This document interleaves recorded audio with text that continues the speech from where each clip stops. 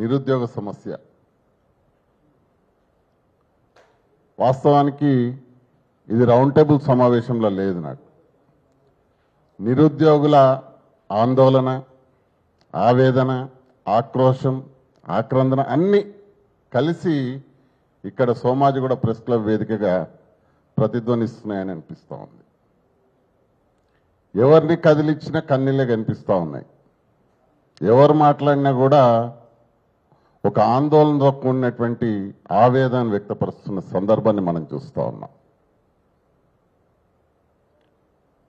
ఈ ప్రభుత్వాలు నిజానికి ప్రతిసారి కూడా నిరుద్యోగులను, ప్రభుత్వ ఉద్యోగులను, అనేక రకాలైనటువంటి వాళ్ళను తమ మేనిఫెస్టోలో చేర్చి ఉద్యోగులకేమో జీతాలు పెంచుతామని, సక్రమమైనటువంటి పద్ధతిలో ఇస్తామని, నిరుద్యోగులకేమో జాబ్ క్యాలెండర్ అంటూ, అదే రకంగా పూర్తి స్థాయిలో మీకు 2 లక్షల ఉద్యోగాలు భర్తీ చేస్తామని అధికారంలోకి వస్తున్నటువంటి పరిస్థితి మనం చూస్తూ ఉన్నాం. కానీ ఆచరణలో అది ఎక్కడ కూడా సాధ్యం కావడం లేదు. ఇప్పుడే సోదరు చెప్పినట్టు కేవలం 13,000 ఉద్యోగాలు 30 నెలల్లో వాళ్ళు భర్తీ చేశారంటే మిగతా 1,87,000 ఉద్యోగాలు ఎప్పుడు భర్తీ చేస్తారు? నిజానికి ప్రభుత్వానికి చిత్తశుద్ధి ఉందా? సరే, కొంత యాడ్ అయి ఉండొచ్చు కాక.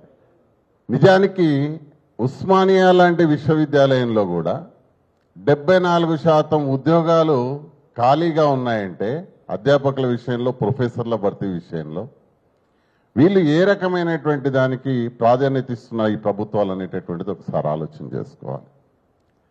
దాదాపుగా రాష్ట్రంలో ఉన్న 12-13 యూనివర్సిటీల్లో 2,000కు పైగా ఉద్యోగాలు ఖాళీలు ఉన్నటువంటి ఒక దుస్థితిని మనం చూస్తున్నాం. వీటిని భర్తీ చేయకపోవడం వల్ల ఒక పక్క విద్యార్థులు నష్టపోతున్నారు, చదివినటువంటి నిరుద్యోగులకు ఉద్యోగాలు రాకుండా పోతున్న పరిస్థితి. ఇక గ్రూప్ 2 లేనే లేదు, గ్రూప్ 3 లేనే లేదు, డిఎస్సి లేనే లేదు. ఇట్లా చెప్పుకుంటూ పోతే ఏవి కూడా ఈ ప్రభుత్వం ముందుకు తీసుకున్నటువంటి పరిస్థితి మనకు కనిపించట్లేదు. నిజానికి భారతదేశం ఒక యంగ్ ఇండియా అంటాం మనం. 65% మంది 35 ఏళ్ల లోపు వయసు కలిగినటువంటి యువతి యువకులు ఉన్న దేశంగా గర్వపడుతూ ఉంటాం మనం ప్రపంచంలో. మరి ఆ 65% మంది యువతీ యువకులకు ఉద్యోగ ఉపాధి కల్పన కల్పించే విషయంలో ఈ ప్రభుత్వాలు ఎంత పారదర్శకంగా వ్యవహరిస్తున్నాయనేటటువంటిది ఇక్కడ ప్రధానమైనటువంటి ప్రశ్న. వాళ్ళ కనీసం ఆ దిశగా ప్రయత్నాలు చేస్తున్నారా, ఆ దిశగా ముందుకెళ్తున్నారా అనేటటువంటిది కూడా మనం ఆలోచన చేయాలి.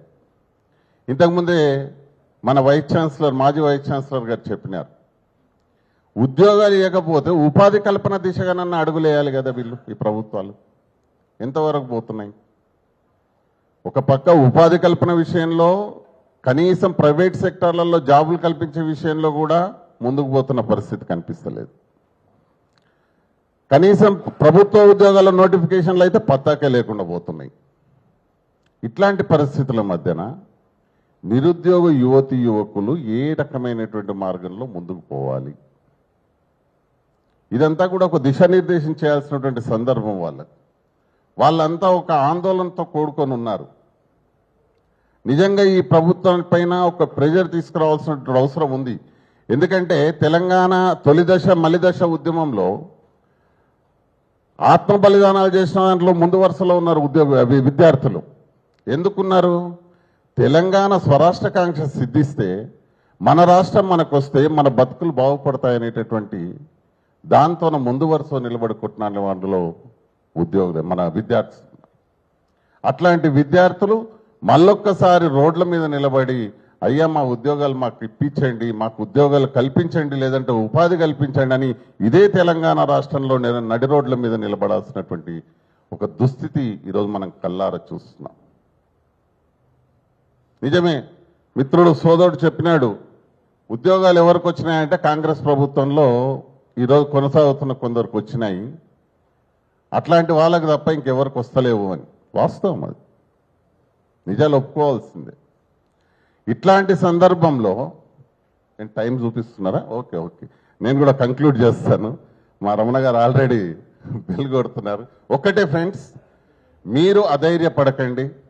ఖచ్చితంగా తెలంగాణ జర్నలిస్టుగా సోయి కలిగినటువంటి వాళ్ళుగా ఆ రోజు కూడా అల్లం నారాయణ గారి నేతృత్వంలో మేము ఆ రోజు తెలంగాణ ఉద్యమంలో ఉస్మానియా విశ్వవిద్యాలయం వద్ద తెలంగాణ ఉద్యమంలో మీరు నిరాహార దీక్షలు చేసి ఎవరు పట్టించుకోకపోతే వచ్చి మీ నిరాహార దీక్షలను విరమింపజేసి ఏదో ఒక రకంగా అంటే మిమ్మల్ని ఎట్లయితే కాపాడుకున్నామో అదే రకంగా రేపు పొద్దుగాల కూడా సోయగలిగినటువంటి వాళ్ళుగా మీ పక్షాన ఉండడానికి Telangana union of working journalist పక్షాన కూడా మేము ఒకటే చెప్తా ఉన్నాం.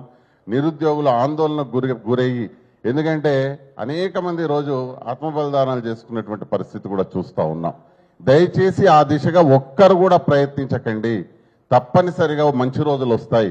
వచ్చేదాకా మనం అంత ప్రయత్నాన్ని కొనసాగిద్దాం తప్ప మరో రకమైనటువంటి దానికి మీరు ఎట్టి పరిస్థితుల్లో కూడా నిర్ణయాలు తీసుకోవద్దని మనస్ఫూర్తిగా విద్యార్థి లోకాన్ని వేడుకుంటూ ఈ యొక్క అవకాశం ఇచ్చినందుకు ధన్యవాదాలు తెలియజేస్తా ఉన్నాను. Thank you very much.